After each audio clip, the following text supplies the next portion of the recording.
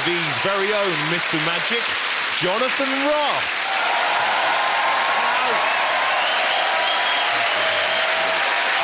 Thank you very much. Hello, everyone, and welcome to what I promise will be, but for both the audience here and everyone watching at home, a truly magical night. You know, I've always loved magic. When I was a little kid, I used to be enchanted by my granddad. He would ask me for a coin, like 10p or something, and he would just make it vanish into thin air. He was a wonderful magician. Also, unfortunately, a thief, because never got it back. We're going to show you more magic than a Hogwarts assembly. And think of me, if you will, as an immaculately suited, ravishingly handsome Dumbledore. Or don't. OK. All are masters of their art, and they're here to try and fool the men who have been headlining Las Vegas for the last 10 years. Penn and Teller. In fact, the only thing bigger than them in Vegas is the city's electricity bill. Now, I'm a huge fan of them. I hope you guys will. Before they come up on stage, look at this. Hey! Welcome to Vegas!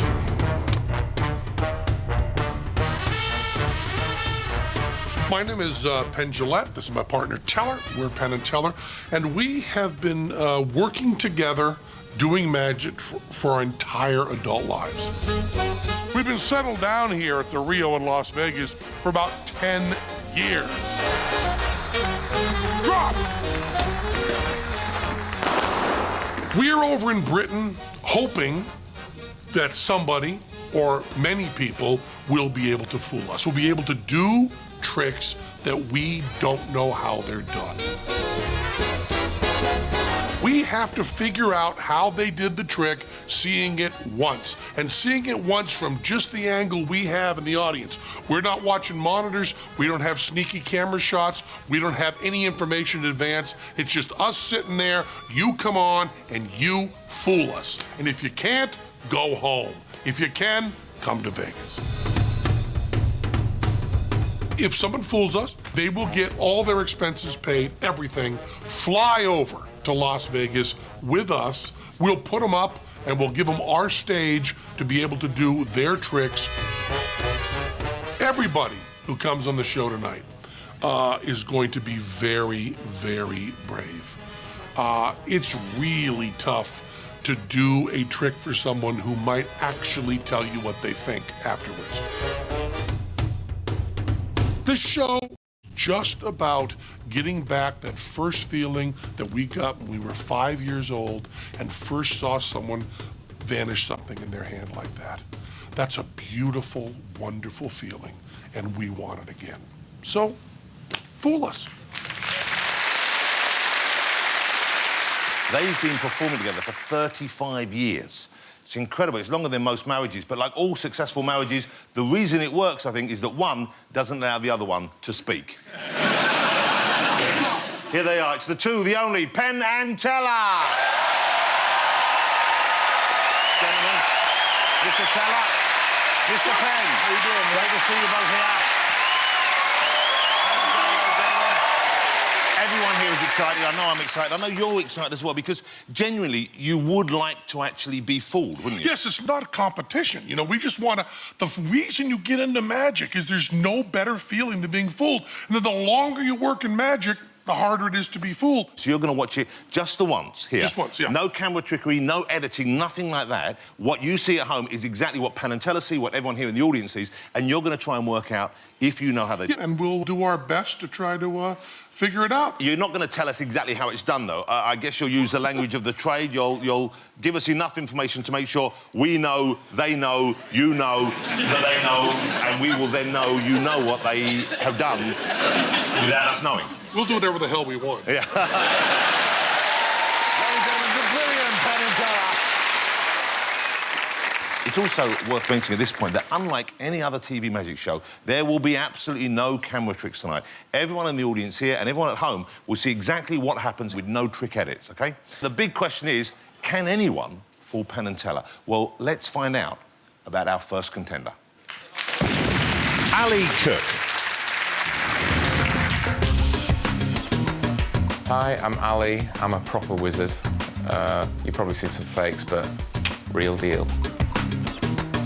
I describe my style as being shocking, but then also very silly at the same time. My mum's been a great support over the years, and she allows me to keep all of my huge magic props here, and she loves it. No, I don't always like having Alice and stuff in my garage. It's everywhere. I've got two beautiful assistants in the show. This is Beyonce, this is Shakira. I'd rather not come home and find one hen and one duck in my bath. I'm just relieved that it's not a camel and an elephant. Instead of a clever sleight of hand trick, I wanted to do a big stage item. It's a great trick, it's shocking, it's disgusting, and it's funny all at the same time, and I really hope they like it. I'll be honest, when I was told about this, I heard that Ali Cook was doing something with a chicken and a duck. I was thinking we might get a casserole out of it, but no. It's going to be far more impressive than that. Will you please welcome, with a little help from a couple of birds, Ali Cook.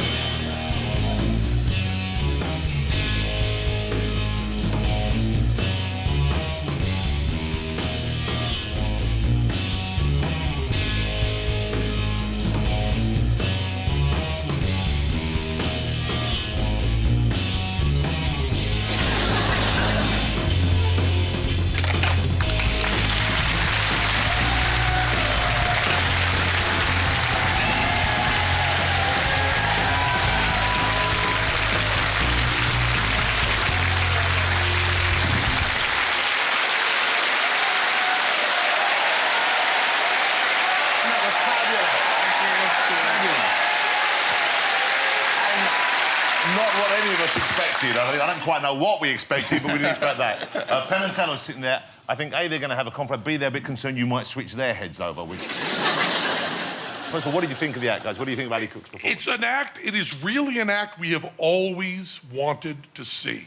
You read about that. We were saying it, that it's ancient Egyptian. Yeah. It's Dedi or Didi? D-E-D-I? Didi, yeah. Didi, is that the way it's pronounced? Yeah. Teller was talking about the ancient Egyptian text it's in. It's talked about all the time, but nobody, I don't think, in our lifetime has done it. It's just absolutely wonderful. And I will also say, and I don't want to give too much away, the puppetry you did is astonishing. The duck and the chicken have characters and continue those characters throughout. You did not fool us, but you blew us away. It's fabulous. Thanks very much. And really funny.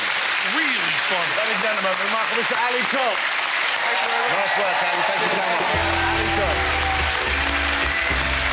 We've still got some tricks up our sleeves, ladies and gentlemen, so stick around and prepare to be amazed.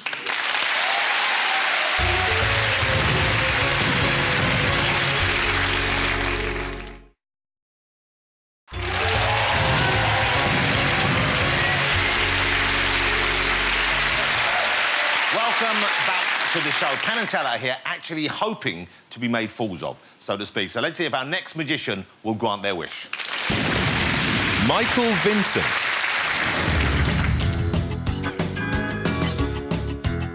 My name's Michael Vincent. I've been passionate about magic since the age of 6. I would describe my style of magic as classical in its approach, elegant in its interpretation. The brilliant work of my mentors, their work inspired me, and I hope my work in the same way will inspire someone that's not even born yet, and that really tickles me. I think I have what it takes to fool Penn and Teller. Will I fool them? That remains to be seen. Can I fool them? Absolutely. Ladies and gentlemen, please welcome Mr. Michael Vincent.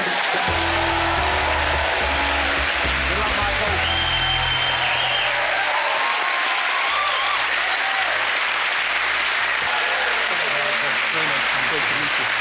Thank you, thank you. Watch very closely. Queen of Diamonds, everyone. And the Jack of Clubs. Just extend your arms forward for me. I wonder if that's a trick sleeve. Let me just try this. If I just rub here and here. Now it's the red aces, ladies and gentlemen.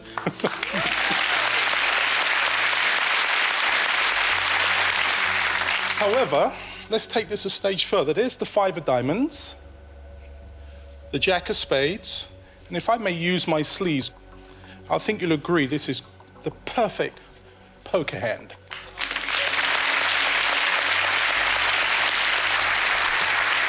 Watch closely. The ace of clubs goes on the face of the pack. Ace of spades on the palm of my hand. Is that fair enough? Mm-hmm. The 2 red aces out of the way just for the time being. Now, in order to create a moment of pure astonishment, I'm gonna have to take the magic out of my own hands. Would you be so kind? Can I borrow your right hand for a second? Palm upwards. Can you hold the deck for me? Since you're holding them, there's no way I can cheat. Now, you don't have to say a word. All you need to do is watch very closely. Because look, we now have on top of the deck the red ace.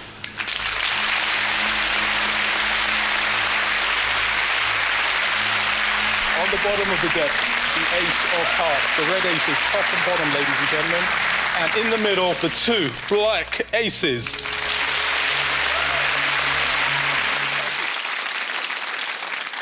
Here's the 2 red aces, top and bottom. Black one's in the middle. So far, so good? Now, you know what they say about sleight of hand, don't you? Watch the right hand, watch that red ace. The quickness of the hand deceives the eye.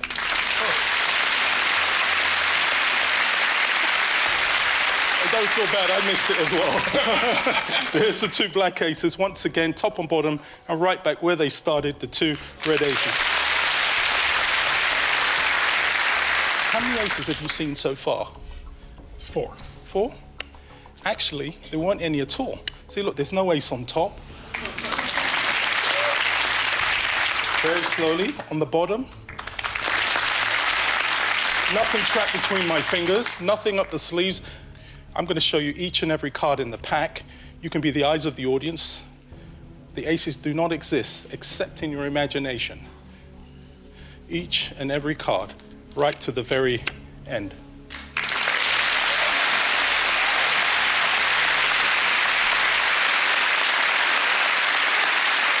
I'm going to bring them back. I'm going to do this 4 times in a row. Are you ready?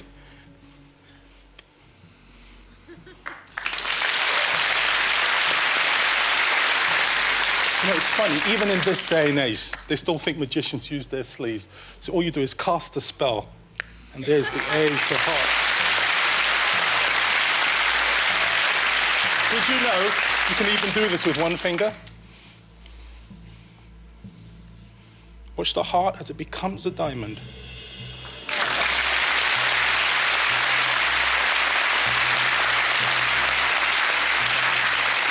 You know, it's almost like mass hypnosis.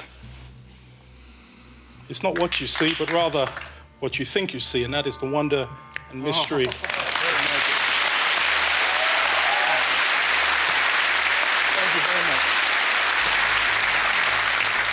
My friends, it's been an absolute privilege being with you tonight to share these few moments of magic with you.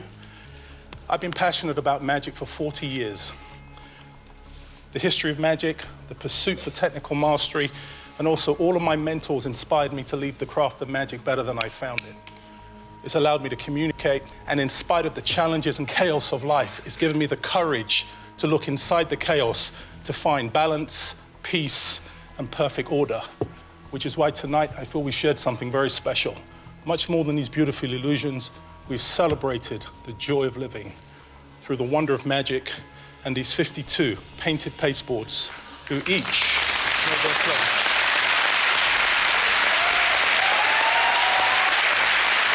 We've celebrated an appreciation for an ancient craft, elegant deceptions, and a love for the mysterious.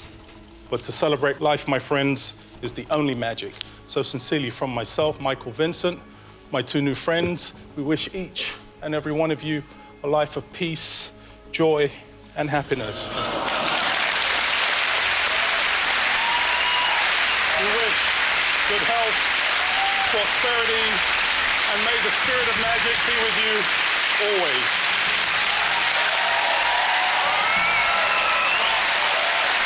Thank you. Thank you. Mr. Michael Vincent, ladies and gentlemen. Thank you. Come on over here.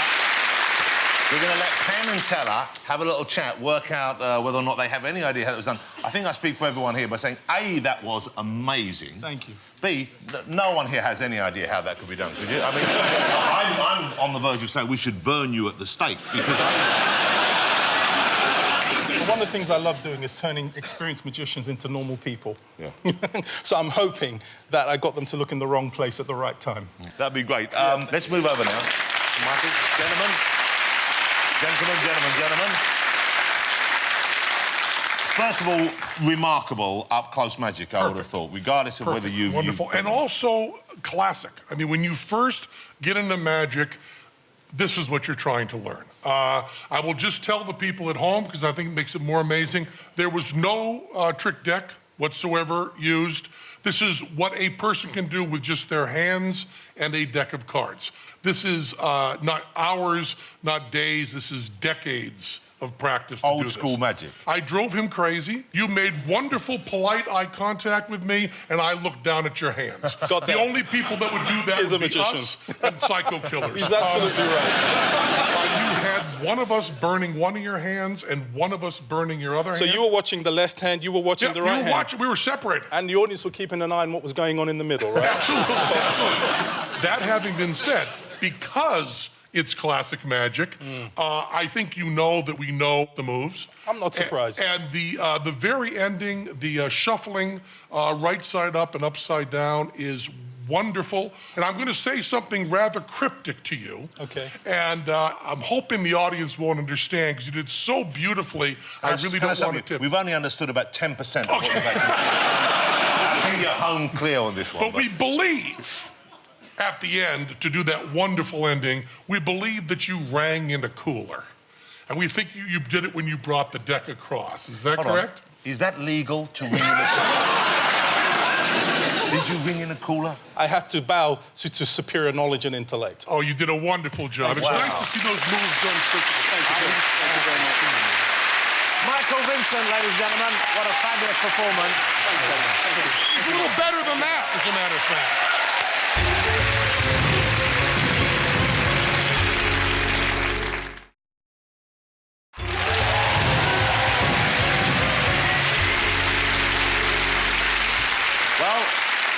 Welcome back to Fool Us. Tonight, Penn and Teller have challenged Britain to perform tricks that can fool them. Anyone who can successfully bamboozle them will win an all-expenses-paid trip to Las Vegas to open their world-famous magic show. So far, no one has managed to fool Penn or indeed Teller. It's time for us to hear about our next contender. Let's all meet him now. John Archer. My name's John Archer. I'm a comedy magician. Got my happy shirt on, got a microphone, and a load of empty seats. It's like all the gigs I do. Yeah, knock them dead out there.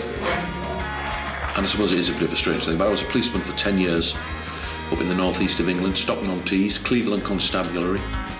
So I've probably been doing magic either as a hobby or professionally for about 25 years. There can't be many jobs where the whole point of your job is just to make people feel good. There are a few jobs, but maybe we shouldn't mention them.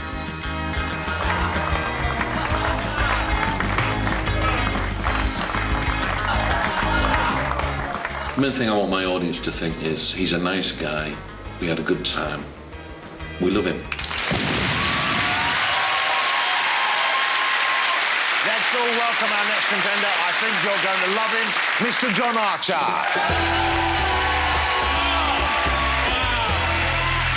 Hi.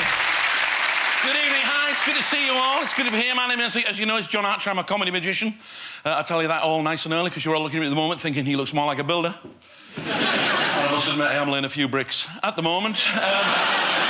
No, people often ask me, can magicians use their skills to their own advantage? And of course, the answer is yes. I'm going to try and demonstrate that with a simple little trick. It's a simple little trick, ladies and gentlemen, using 5 envelopes. Now, I'm going to tell you a little bit about the envelopes before we start.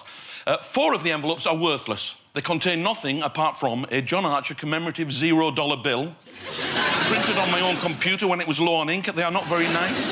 However, one of the envelopes contains £100. Exactly. Now, a lot of people are doing more impressive tricks than this. This is a 1 in 5. People are doing amazing tricks here tonight. This is just a 1 in 5, but I'm the only act who is wagering his life savings. We're going to start with this gentleman here. I'm going to tell you a little bit about the envelopes, sir. What's your name? Tarek. Tarek. Wonderful, Tarek, I'm going to tell you about the envelopes. Now, they've all got something written on them. That helps me play the little game. It sort of helps me mess with your head. You see, the first envelope has got something written on it. Now, this is the only envelope that's got something written on it, even though all of the other envelopes do have something written on them. But it's not something, it's something else, even though it's not something else. OK, don't try and work it out. The question you've got to ask yourself, Tarek, is would I put the money in the envelope that says it's got something in it, when we know for a fact that all the envelopes have something in them, even the ones that don't have the something you want? You're thinking too much. If you don't go for envelope number 1, Tarek, you might go for envelope number 2. Envelope number 2 says nothing, even though it says something, but as I promised, it's not something else. You've got to ask yourself is would I put the money in the envelope that says it's got nothing in it? That seems a little bit too obvious, but maybe it's a double bluff. No. These aren't really questions I'm looking for answers for, but thanks anyway, Tarek. When I read the script, I can't remember seeing your name so often, but thanks anyway.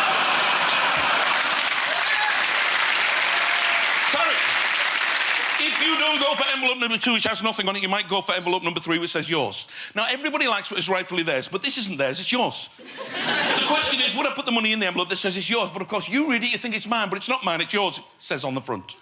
Now, if you don't go for envelope number 3 that says yours, you might go for envelope number 4, which says mine, and you will notice that mine is much bigger than yours. Get over it, it's genetics. The question is, would I put the money in the envelope that says it's mine? When obviously that would be the obvious place to put it, because you might read it and think it's yours, but it's not yours, because the other one was yours, so this must be mine. Maybe that's where the money is. Tarek, if you don't go for envelope number 4, you might go for the last envelope, envelope number 5. Envelope number 5 says sex. The question is, would I put the money in the envelope that says sex? Who knows? Maybe I'm gambling that you're not the type of man who would ask for sex in an open public forum. Tarek, do me a favour, stand up. Wonderful, Tarek, here's what's going to happen. I'm going to count to 3. I'm going to ask you just to name one of the envelopes. Whichever envelope you name, that is the envelope you get. 1, 2, 3. Sex. You want sex? Such a shame. So many girls yet to choose an envelope. Tarek, take sex. Wonderful. Tarek, open up the envelope. Inside you will find a John Archer commemorative $0 bill. Is that correct? Hold it up, let me have a look. Give him a big round of applause, ladies and gentlemen. Thank you, Tarek. You can have a seat. Hi, this gentleman here, what's your name, sir? Hanny. Hanny? Yes. Wonderful, Hanny. Same thing for you. I don't have to explain the envelopes. We've got something, we've got nothing, we've got yours and mine. I'll count to 3. You choose one of the envelopes. 1, 2, 3. Nothing. You want nothing? You sure? Sure. In which case, you will get nothing. Take nothing. Thank you. Open it up. Hanny, inside you will find a John Archer commemorative $0 bill. Is that correct? Yep. Hold it up, let me have a look. Yes! You can have a seat.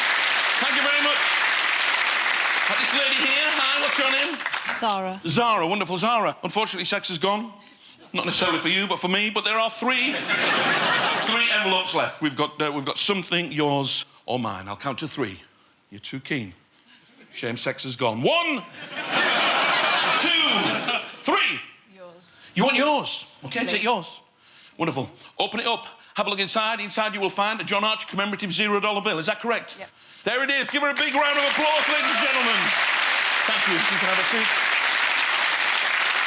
Leaves me with 2 envelopes. Let me see. This gentleman here, you look keen. Stand up, sir. You've got a choice now between something and mine. Again, I'm going to count to 3. I'm going to ask you to name one. But would you be surprised if I already knew the choice you were going to make? Have you made your mind up? Yes. Would I be correct to say that you are going to choose something? Yes. You see how easy this is? Even though I give you the choice, I can still tell you which one you're going to choose, but I'm going to give you the chance to do something that nobody else could do. I'm going to give you the chance, if you wanted, to change your mind. Do you want to do that? No. You don't? It's a shame. It would have helped. Take the envelope. Open it up. Inside, you'll find a John Arch commemorative $0 bill. Is that correct? True. Nothing else in the envelope. Hold it up and show everybody. Give a big round of applause. Here it is. Which leaves me, ladies and gentlemen, with mine. You see, you could all have had what's mine, but oh no, you wanted something. Or sex. But if you just been brave enough to ask for what was mine, you would have got it, ladies and gentlemen. The one envelope containing £100. Thank you very much. Right, work that out.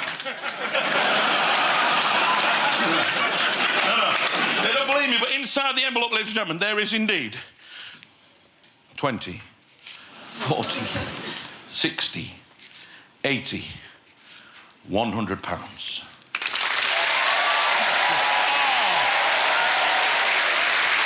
Mr. John Archer, ladies and gentlemen. Fabulous. Thank you very much. Fabulous.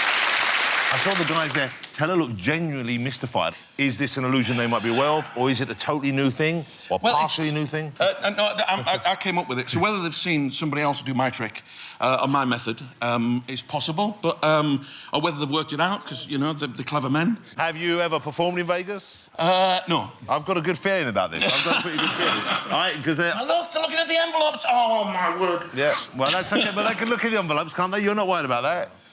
No, I'm not too worried. Yeah. They can do what the heck they like, can't they? OK, guys, I'm going to cut this short because I think we've given them long enough, don't you? Yeah. Mr. Penn, Mr. Teller, have you got it? You look a little bit confounded. Wow! It's a funny routine. It's just silly. It's not really supposed to fool us. No, it's not.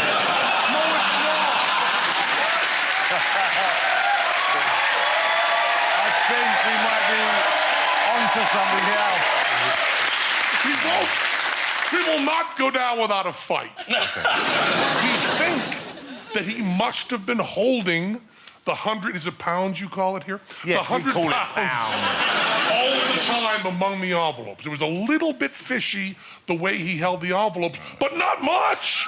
Really not much fishy. Enough to fool you for a while. I'm kind of... Never mind, don't give in too easily, though, because I'm not going to let you get away with just saying we Okay, think we're it's gonna this go a little further. I want specifically But you to say the method. I'll tell you that we think you had a matching orange envelope that could fit in here, that had the 100 pounds in it, that you were manipulating the whole time and was there all the time, waited till they were all done, and then did a slide in like this and opened it up and pulled it back out. That's all we've got, because if you did fool us, you did fool us. I don't slide anything inside to any of the envelopes.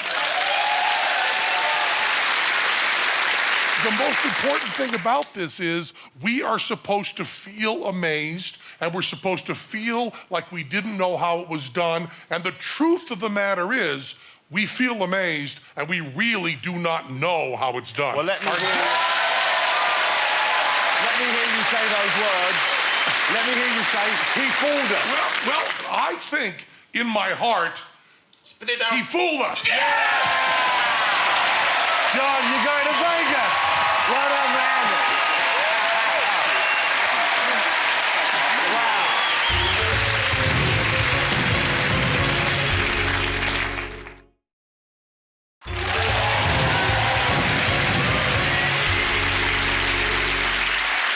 Welcome back to Fool Us. So far, one man has managed to fool Penn and Teller. He was John Archer. Let's see if anyone else can join him on the plane to Vegas. Ladies and gentlemen, it's time for us to meet our next contender. Benjamin Earl. My name's Benjamin Earl. I'm 29 years old and I've been a professional magician now for the past 6 years. 90% of what I do involves a huge amount of sleight of hand and psychology. My passion for magic is inextricably linked to my passion for gambling and hustle and scam. He's been into magic since before I knew him. I've realised that he loves something else as much as he loves me, and even more so sometimes. I go to Vegas quite regularly, and I've seen Penn and Teller's show in Vegas, and it's phenomenal. It's a world-class show, so it'll be incredible to open for them. I'm going to attempt a sleight of hand piece. Hopefully, I think I can fool Penn and Teller with this. It really will have to make me work on the night, because it's going to test my skills live. It's Mr. Benjamin Earl, ladies and gentlemen.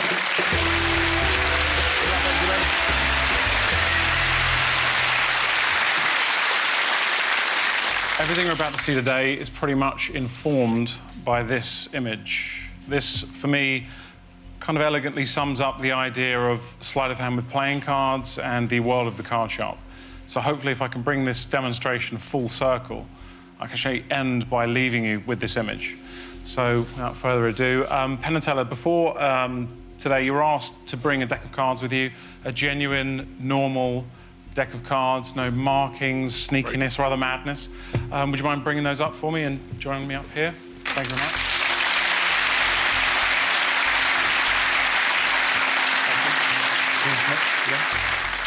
Nice and smoothly. So, I'm going to try and memorise these as quickly as I can. I can't talk and do this at the same time. So here goes.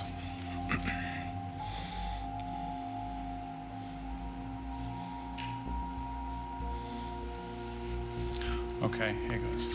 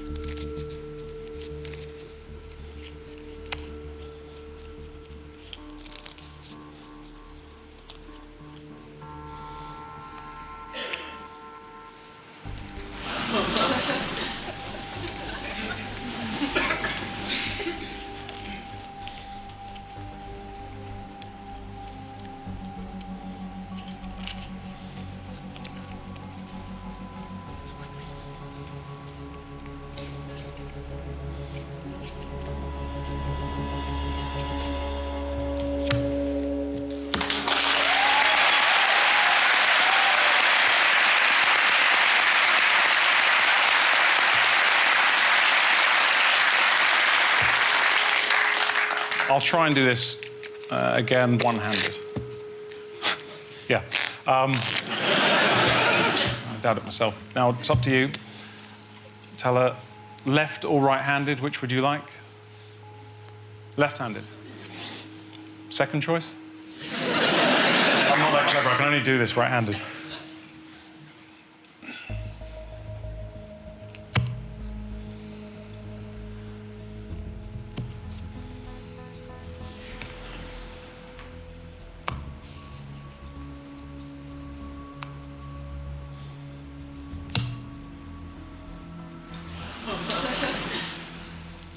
Now, I did promise you at the very beginning that I would leave you with an image.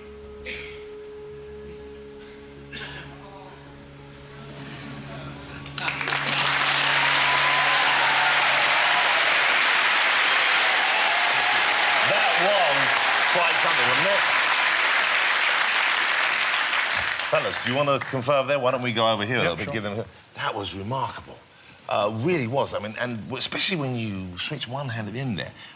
I was watching both their faces. They're studying you intently. I mean, that was their pack of cards. You had no contact with them. That's right. That's right. Yeah, it's slightly difficult. It was just trying to keep this. Does that ever go wrong on you? Are there times when you Never. You don't? No. Okay, come back over. Well, what I want to tell you is this is the style that we wanted to fool us. We did not want an ex-police officer with 5 envelopes to be the one that took us down to Chinatown. The style that you have, that very cocky, aggressive, I can do anything style is wonderful. The showing the card at the beginning for at the end is really wonderful. And even saying the memorizing the whole deck and then moving the attention to the 4 aces, which is a wonderful kind of psychological misdirection. You've told us you're memorizing the whole deck. You've told us you're looking at the whole deck. And I really, and I don't want to go too jargony on this, but you locate your 4 aces, move them into position. Your false shuffles are wonderful. Everything was smooth and wonderful, perfectly done, and did not fool us. I want to pull you up on something here. You said a full shuffle, didn't you? Mm-hmm. Was there a full shuffle? There's no full shuffle. There was not a Never full... mind, no. Never mind, no. You can no as much as you like, Penn. There was not a full shuffle. There was not a full deck full shuffle, but he was retaining I the see. aces. So suddenly it's a full deck full shuffle. Can I ask you though, Ben? Yeah. Was there a half full shuffle? No. No. You weren't retaining the cards at all? I was having to locate them, but I'm having to track them through shuffles, but there's no full shuffles of... So hold on, I'm just being fed some stuff from upstairs from the consultant just to check something. Far away. OK. I've been told there is no half-deck full shuffle. There is no full shuffle. You're wrong. Right. That means we're right because we're a team. Did you know that? Yeah, we're a team. Benjamin, I think you have to say those words. OK. I think you fooled us. He fooled them. I love this show. 2 fools. 2 fools. Yes, absolutely. Congratulations. You're going to Las Vegas. You're performing with Penn and Teller. Thank you. Awesome. Benjamin Earl, ladies and gentlemen. Great to see you. Thank you. Wow. That was quite something, wasn't it? OK, well, we've still got some tricks up our sleeves. Stick around and prepare to be amazed by none other than Mr. Penn and Mr. Teller.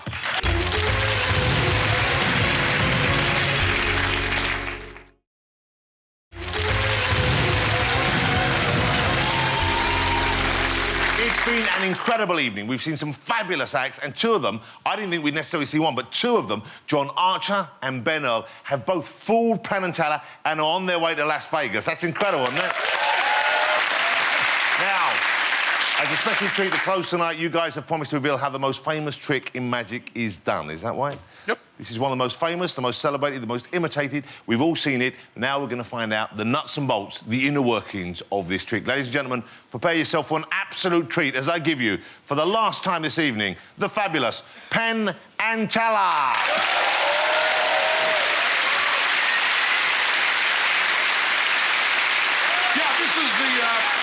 This is the trick you always want to see in a magic act. This is the standard. This is sawing a woman into halves. And we've brought a showgirl from Las Vegas, Nevada, Georgie Bernasek, coming out here. Now, after putting Georgie in a cheap plywood box and filling her beautiful legs with splinters, we'll then add insult to that injury and put these stalks around her. Watch your shoulder there, Georgie. It looks like your hair's in your eye. Can you get that out there? Now, this is the only trick that we do that is right off the rack. You can buy this whole setup just like this from a magic dealer. The one change we made is the saw blade. The one that comes with it, if you buy it, is cheap aluminum. We put a real heavy steel blade in there. And you all said that Georgie can do a little bit of acting for us. Here we go, right here. And do a little screaming, wiggle your feet and so on. That's beautiful. Then to show that she really is separated, we'll then put these blades in here. And there you have it, Georgie and Bernasek, a woman sawn into halves right there. That's Georgie right there. Now, if we were sitting in those chairs and we were trying to figure out how this was done, if we were trying not to get fooled, the first thing you'd notice is that we would hurry up right away. When you see magicians do this trick, right away, they throw the box back together, pull the blades out, get her stand up and get her off stage as quickly as they can. And the reason they hurry so is all magicians know that this image right here is the most vulnerable part of the whole trick. And magicians know if they let an audience stare at this moment for too long, everyone can figure out the trick. We're okay with that. And the first thing you notice is it's based on a pretty flimsy psychological principle. You're not supposed to notice a change in height when someone goes from vertical to horizontal. And Georgie's a rather special case, because Georgie's almost 6'3". So bring out on my side of the stage, I'm 6'7". You're not supposed to notice when she lay down, she shrunk right up to 5'10". Once you notice that, you realize the tabletop is not as thin as you first thought. The trim is thin, but the black goes back in a wedge. But then it's underneath the box, it has plenty of depth to conceal that part of Georgie that's no longer accounted for. So the blade doesn't really come that near to Georgie. I mean, you can't even feel the breeze off that mini Georgie. No. And it's completely safe, because there's a metal rod in place that stops the saw blade from going down. Go! She's okay! She's okay! She's okay! She's... Actually, she's not okay. Really not okay at all. There's some pathology there in the spine. That wasn't gonna happen. Clearly, Keller's fault to a jury of my peers. Good night, everybody!